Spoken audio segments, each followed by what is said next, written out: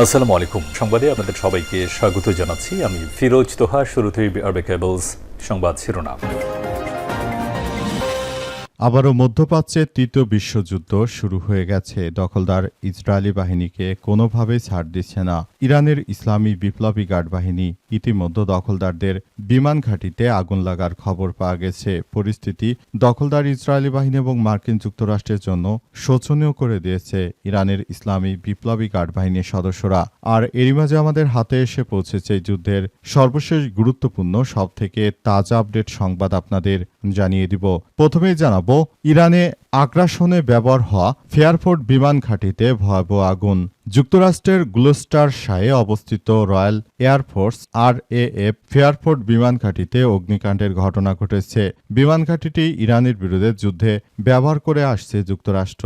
এটিতে আল্লাহর গজব পড়তে শুরু হয়েছে, সেখানে আগুন লাগার খবর পাওয়া গেছে। এরপর জানাবো সৌদিতে ব্যাপক ধরপাকড়, 13,000-এর বেশি প্রবাসী গ্রেপ্তার। অবৈধ বসবাস, শ্রম আইন লঙ্ঘন এবং সীমান্ত সংক্রান্ত অপরাধ দমনে ব্যাপক ধরপাকড় চালিয়ে যাচ্ছে সৌদি সরকার। 26 এপ্রিল সৌদির গালফ নিউজের প্রতিবেদনে বলা হয়েছে, এক সপ্তাহব্যাপী বিশেষ অভিযানে 17,368 জন প্রবাসীকে বহিষ্কার করেছে সৌদি প্রশাসন। এর মধ্যে 13,000-এর বেশি প্রবাসীকে আটকের তথ্য জানিয়েছে দেশটির স্বরাষ্ট্র মন্ত্রণালয়। এদিকে 27,000 কোটি ডলারের ক্ষতিপূরণ সহ ইরানে যেসব শর্তে আটকে যুক্তরাষ্ট্র। দীর্ঘদিনের উত্তেজনা, প্রায় 2 মাস ধরে চলা যুদ্ধের পর যুক্তরাষ্ট্র ইরানের মধ্যে আলোচনা শুরু হলেও বেশ কিছু মৌলিক শর্তে দুই পক্ষের বড় ধরনের মতপার্থক্য রয়ে গেছে।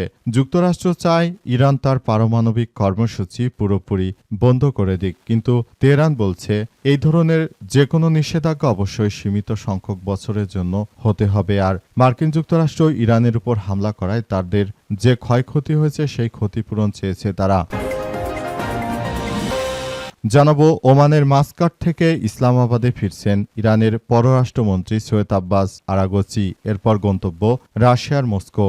ইরানের পররাষ্ট্রমন্ত্রী সৈয়দ আব্বাস আরাগচি ওমানের রাজধানী মাস্কট সফর শেষে আবারও পাকিস্তানের রাজধানী ইসলামাবাদের পথে রওনা হয়েছেন। ইরানের পররাষ্ট্র মন্ত্রণালয় তথ্য নিশ্চিত করেছে, জানা গেছে তিনি অচিরেই ইসলামাবাদের উপকণ্ঠে অবস্থিত নূর খান বিমান ঘাঁটিতে পৌঁছাবেন। এবং সর্বশেষ জানাবো ছাত্রদলের মাঠ ধরে ফেটে গেছে ঢাবির হল সংসদ নেতার কানের পর্দা। আবারও বিএনপির কার্যক্রম, সন্ত্রাসী কার্যক্রম শুরু হয়েছে। শাহবাগ থানায় ছাত্রদলের মাঠ ধরে ঢাকা বিশ্ববিদ্যালয় হাজী মোহাম্মদ মহসিন হল সংসদের সংস্কৃতি সম্পাদকের কানের পর্দা ফেটে গেছে আজ। ডাকসুর ভিপি সাদিক কায়েমের ভেরিফাইড ফেসবুক পেজের এক পোস্টে সব তথ্য নিশ্চিত করা হয়েছে। প্রিয় দর্শক, এতক্ষণ শুনছিলেন সংবাদ শিরোনাম, এবারে বিস্তারিত। তবে তার আগে বন্ধুরা অনুরোধ থাকবে এই সংবাদটিতে একটি লাইক দিন। এই চ্যানেলে আপনি নতুন হয়ে থাকলে আমাদের সংবাদটি দেখতে দেখতে চ্যানেলটি সাবস্ক্রাইব করে রাখুন।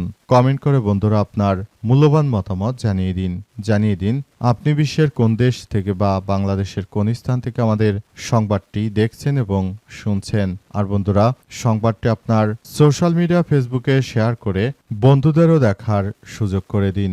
গাজা যুদ্ধে আপনি যদি নিরীহ ফিলিস্তিনিদের ভালোবেসে থাকেন বন্ধুরা, কমেন্টে ইয়েস লিখে পুরো বিশ্বকে আমাদের এই সংবাদটি দেখার সুযোগ করে দিন। এবারে বিস্তারিত। আর বন্ধুরা সংবাদটি দেখতে দেখতে আপনার গুরুত্বপূর্ণ এই মতামতটি জানিয়ে দিন। এবারে বিস্তারিত। ইরানে আগ্রাসনে ব্যবহার হওয়া ফেয়ারফোর্ট বিমান ঘাঁটিতে আগুন। যুক্তরাজ্যের গ্লুস্টারশায়ারে অবস্থিত রয়্যাল এয়ারফোর্স বা ফেয়ারফোর্ট বিমান ঘাঁটিতে অগ্নিকাণ্ডের ঘটনা ঘটেছে। বিমান ঘাঁটিটি ইরানের বিরুদ্ধে যুদ্ধে ব্যবহার করে আসছে যুক্তরাষ্ট্র। আজ যুক্তরাজ্যের সংবাদ মাধ্যম দ্য টেলিগ্রাফ ও গ্লুস্টারশায়ার লাইভ বরাত দিয়ে তথ্য নিশ্চিত করেছে ডন। আগুন নিয়ন্ত্রণে আনতে জরুরি সেবা সংস্থা বেশ কয়েকটি ইউনিট মোতায়েন করা হয়েছে বলে প্রতিবেদনে জানানো হয়েছে। দ্য টেলিগ্রাফ জানিয়েছে এই ঘটনায় কোনো হতাহতের খবর পাওয়া যায়নি। এছাড়াও রয়্যাল এয়ারফোর্সের কোনো বিমানেও ক্ষতি হয়নি। তবে বিমান ঘাঁটিতে অবস্থানরত মার্কিন বিমান বাহিনীর ক্ষয়ক্ষতি হয়েছে কিনা তা এখন পর্যন্ত অজানা এবং তারা পুরো প্রক্রিয়াটি খুবই গুরুত্বর সঙ্গে দেখভাল করছে। তারা জানিয়েছে যে আসলে সবকিছু ধ্বংসস্তূপে পরিণত হচ্ছে, পরিস্থিতি খুবই জটিল আকার ধারণ করেছে এবং এর জন্য আসলে দখলদার ইসরায়েলি বাহিনী এবং মার্কিন যুক্তরাষ্ট্র শুরু থেকে যে ধরনের কার্যক্রম তারা শুরু করেছে এটি অত্যন্ত গুরুত্বপূর্ণ একটি বিষয় হয়ে দাঁড়িয়েছে। মার্কিন যুক্তরাষ্ট্র তারা ইরানের বিরুদ্ধে শুরু থেকেই এসব ঘাঁটিগুলো ব্যবহার করছিল এবং এসব ঘাঁটিতে এখন আল্লাহর গজব নেমে এসেছে। গজবের পরিমাণ অত্যন্ত ভয়াবহ আকার ধারণ করেছে। ইতিমধ্যে এসব গজবে মার্কিন যুক্তরাষ্ট্রের ব্যাপক পরিমাণ ক্ষয়ক্ষতি হচ্ছে এবং এই পরিস্থিতি খুবই জটিল আকার ধারণ করেছে। দখলদার ইসরায়েলি বাহিনী এবং মার্কিন যুক্তরাষ্ট্র তারা ইরানের বিরুদ্ধে যুদ্ধ করতে এসে পরিস্থিতি খুবই খারাপের দিকে চলে যাচ্ছে। সৌদিতে ব্যাপক ধরপাকড়, ১৩,০০০-এর বেশি প্রবাসী গ্রেপ্তার, অবৈধ বসবাস, শ্রম আইন লঙ্ঘন এবং সীমান্ত সংক্রান্ত অপরাধ দমনে ব্যাপক ধরপাকড় চালিয়েছে সৌদি আরব। আজ প্রতিবেদনে বলা হয়েছে যে সপ্তাহব্যাপী বিশেষ অভিযানে মোট ১৭,৩৬৮ জন প্রবাসীকে বহিষ্কার করেছে সৌদি প্রশাসন। এর মধ্যে ১৩,০০০-এর বেশি প্রবাসীকে আটকের তথ্য জানিয়েছে দেশটির স্বরাষ্ট্র মন্ত্রণালয়। মন্ত্রণালয় জানিয়েছে সারা দেশে নিরাপত্তা জোরদার করে ব্যাপক তল্লাশি চালানোর অংশ হিসেবে এই পদক্ষেপ গ্রহণ করা হয়েছে। কর্তৃপক্ষের তথ্য অনুযায়ী ১৬ এপ্রিল থেকে ২২ এপ্রিল পর্যন্ত পরিচালিত অভিযানে মোট ১২,১৯২ জনকে আটক করা হয়। এর মধ্যে ৬,৬০৬ জন আবাসন আইন লঙ্ঘন করেছে, ৩,৫১০ জন সীমান্ত নিরাপত্তা আইন ভঙ্গ করেছে এবং ২,০৭৬ জন শ্রম আইন সংশ্লিষ্ট অপরাধে জড়িয়েছিলেন। এছাড়াও আরও ১,৪৫৪ জনকে অবৈধভাবে দেশটিতে প্রবেশের চেষ্টা করার সময় আটক করা হয়েছে। এদের মধ্যে বেশিরভাগই ইথিওপিয়ার নাগরিক, পাশাপাশি ইয়েমেনসহ অন্যান্য দেশের নাগরিকও ছিলেন। একই সময় অবৈধভাবে দেশ ত্যাগের চেষ্টা করার সময় আটক করা হয় অন্তত ৫০ জনকে। অভিযানের অংশ হিসেবে ২০,০০০-এর বেশি ব্যক্তিকে ভ্রমণনথি সংক্রান্তের জন্য নিজ নিজ দূতাবাসে পাঠানো হয়েছে এবং অনেকের প্রস্থানের আনুষ্ঠানিক প্রক্রিয়া সম্পন্ন করা হয়েছে। স্বরাষ্ট্র মন্ত্রণালয় জানিয়েছে বর্তমান ৩৩,০০০-এর বেশি প্রবাসী এই অভিযানের আওতায় আইনি প্রক্রিয়ার মধ্যে রয়েছে। এদিকে অবৈধভাবে বসবাস বা প্রবেশের সহায়তার অভিযোগে ২২ জনকে গ্রেপ্তার করা হয়েছে। তাদের বিরুদ্ধে পরিবহন, আশ্রয় দেয়া এবং কাজের সুযোগ করে দেওয়ার অভিযোগে কর্তৃপক্ষ তাদেরকে আটক করেছে বলে জানা গেছে। $২৭,০০০ কোটি ক্ষতিপূরণ সহ ইরানের যেসব শর্তে আটকে যুক্তরাষ্ট্র। দীর্ঘদিনের উত্তেজনা এবং প্রায় ২ মাস ধরে চলা যুদ্ধের পর যুক্তরাষ্ট্র এবং ইরানের মধ্যে আলোচনা শুরু হলেও বেশ কিছু মৌলিক শর্ত পূরণে দুই পক্ষের বড় ধরনের মতপার্থক্য রয়ে গেছে। যুক্তরাষ্ট্র চায় ইরান তার পারমাণবিক কর্মসূচি পুরোপুরি বন্ধ করে দেয়, কিন্তু তেহরান বলছে এই ধরনের যে কোনো নিষেধাজ্ঞা অবশ্যই সীমিত সংখ্যক বছরের জন্য হতে হবে। এছাড়াও বড় অঙ্কের ক্ষতিপূরণ দাবি করেছে তেহরান। ফলে এই সংকটের স্থায়ী সমাধানে ইরানের শর্তেই আটকে গেছে যুক্তরাষ্ট্র। দ্বিপাক্ষীয় আলোচনা ইরানের দেয়া শর্তগুলো তুলে ধরেছে কাতার ভিত্তিক সংবাদ মাধ্যম আল জাজিরা। সেগুলো হলো পারমাণবিক কর্মসূচি। যুক্তরাষ্ট্র চায় ইরান তাদের পারমাণবিক কর্মসূচি পুরোপুরি বন্ধ করে দিক, তবে ইরান এই দাবি প্রত্যাখ্যান করেছে। তেহরান দেশটি জানিয়েছে পারমাণবিক কর্মসূচি বন্ধ যে কোনো ধরনের বিধিনিষেধ শুধু নিষেধ নির্দিষ্ট কয়েক বছরের জন্য হতে পারে, স্থায়ী নয়। ২ হচ্ছে ইউরেনিয়াম সমৃদ্ধকরণ।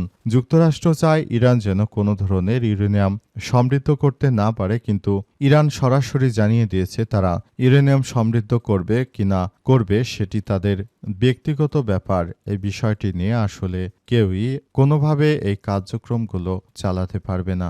অত্যন্ত দুঃখজনক হলেও শেষ পর্যন্ত এখন দখলদার ইসরায়েলি বাহিনী ও মার্কিন যুক্তরাষ্ট্র ইরানের উপরে আক্রমণ করে যে কার্যক্রম তারা চালাতে চেয়েছিল প্রকৃতপক্ষে তাদেরকে ধসিয়ে দিয়েছে ইরানের ইসলামী বিপ্লবী গার্ড বাহিনীর সদস্যরা। ওমানের মাস্কট থেকে ইসলামাবাদে ফিরছে আরাঘচি। এরপর গন্তব্য মস্কো। ইরানের পররাষ্ট্রমন্ত্রী সৈয়দ আব্বাস আরাঘচি জানিয়েছেন যে তিনি ওমানের মাস্কট সফর করে তারপর আবার পাকিস্তানের ইসলামাবাদে ফিরবেন, কারণ তিনি জানিয়েছেন যে পাকিস্তানের ইসলামাবাদে ফিরে তিনি নতুন করে আবারও মার্কিন যুক্তরাষ্ট্র এবং ইরানের মধ্যে যে বৈঠক হওয়ার কথা রয়েছে সেই বৈঠকে তিনি অংশগ্রহণ করবেন এবং বৈঠকের বিভিন্ন বিষয়াদি তিনি সবার সামনে তুলে ধরবেন। তিনি আরও জানিয়েছেন যে সারা বিশ্বের বুকে দখলদার ইসরায়েলি বাহিনী যে ধরনের কার্যক্রম আসলে শুরু করেছে এটা কোনোভাবেই গ্রহণযোগ্য হতে পারে না। তারা শুরু থেকে আমাদের নিরীহ মুসলিমদেরকে যেভাবে হত্যার ষড়যন্ত্রে মেতে উঠেছে এটা আসলে কোনোভাবেই সম্ভব নয়। এদেরকে যে কোনো মূল্যে প্রতিহত করতে হবে বলে এমন কথাই জানানো হয়েছে। দখলদার ইসরায়েলি বাহিনীকে কোনোভাবে ছাড় দেবে না ইরান। শুরু থেকে ইরানের ইসলামী বিপ্লবী গার্ড বাহিনীর সদস্যরা তারা যে কোনো মূল্যে জায়নবাদীদের বিরুদ্ধে কার্যক্রম চালিয়ে যাচ্ছে এবং তারা ভবিষ্যতেও চালিয়ে যাবে বলে নিশ্চিত করা হয়েছে। মধ্যপ্রাচ্য জুড়ে ইহুদিবাদী ইসরায়েল এবং মার্কিন যুক্তরাষ্ট্র তারা শুরু থেকে ইরানের বিরুদ্ধে যে ষড়যন্ত্র কার্যক্রম চালিয়ে যাচ্ছিল সেটি ইরান পুরোপুরি নস্যাৎ করে দিয়েছে। এর ফলে দখলদারেরা ফেঁসে গেছে। তারা এখন ইরানের বিরুদ্ধে আর কোনো কিছুই করতে পারছে না, সবকিছু তছনছ করে দিয়েছে ইরানের ইসলামী বিপ্লবী গার্ড বাহিনীর সদস্যরা। মার্কিন যুক্তরাষ্ট্র এখন তারা নতুন করে ভয়াবহ সংকটে পড়ার মধ্য দিয়ে তারা মূলত এখন নতুন করে এই কার্যক্রমগুলো চালিয়ে যাচ্ছে এবং তারা জানিয়েছে যে কোনো মূল্যে তারা ইরানের সঙ্গে যুদ্ধবিরতি করতে চায়। তবে ইরান তাদেরকে সেভাবে সুযোগ দেয়নি। ইরান সুযোগ না দেয় চরমভাবে বিপাকে পড়েছে এই রাষ্ট্রগুলো।